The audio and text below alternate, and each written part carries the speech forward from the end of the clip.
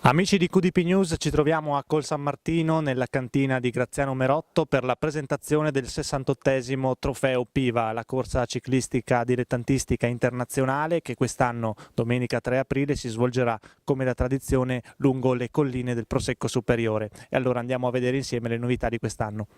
Cerchiamo di dare un aiuto anche a questa associazione ciclistica che per noi è una tradizione, una cosa molto importante nel nostro territorio, perché partecipano tantissime squadre che vengono e visitano il nostro territorio, che penso molto raro nel mondo del vino. E quest'anno oltretutto è anche il 60° anno di internazionalità di questa manifestazione, perché è nata in internazionale nel 66.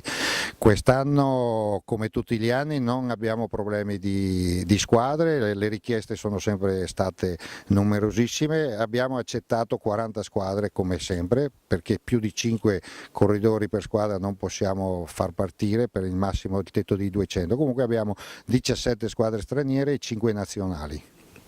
Una gara, una competizione che quest'anno, tra le altre cose, è indicativa olimpica per Rio 2016, l'Olimpiade di quest'anno. Sì, noi da diversi anni ci fregiamo anche di questo onore e onere che ci dà la federazione, perché essendo una delle gare internazionali più importanti la mettono anche in calendario come indicativa, e per questo per la nostra società è un orgoglio essere in questa manifestazione. Ecco, evento nell'evento, quest'anno l'area del Conegliano Valdobbiadene nel Prosecco Superiore di OCG è capitale europea, città europea del vino, insomma anche questo sicuramente attrarrà molti visitatori curiosi, interessati a conoscere il territorio. Sì, speriamo che sia così. Noi siamo entrati anche noi in questa iniziativa della città del vino, perché come nostra manifestazione è inserita in questo calendario, e appunto sui nostri dépliant ci fregiamo anche noi di questo titolo, tra virgolette.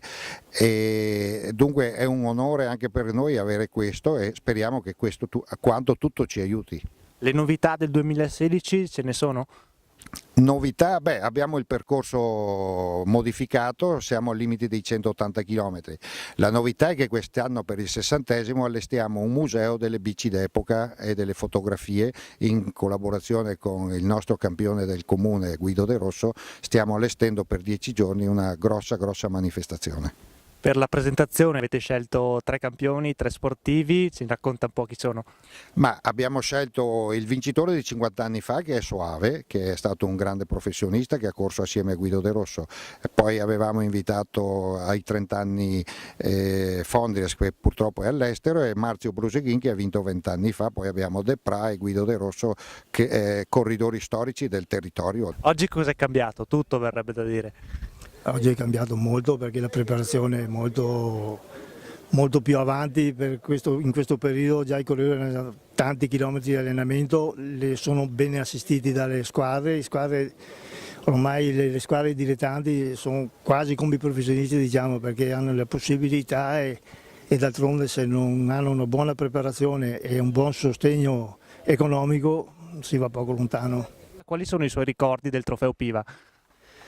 Questa è stata la corsa che praticamente mi ha aperto le porte al professionismo. L'ho vinta nel 96, poi sono passato nel 97, quindi ricordo fantastico per noi veneti, ma ormai anche perché è la corsa, no? Cioè la corsa per l'eccellenza in Veneto, e poi a livello anche nazionale e internazionale ha preso uno spessore che poche gare in Italia possono avere.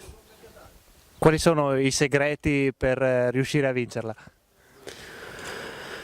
Sicuramente è una grande condizione, poi le cose sono un po' particolari, dipende anche il gruppo come decide di farla. La cosa è impegnativa, quindi aperta a qualsiasi tipo di soluzione.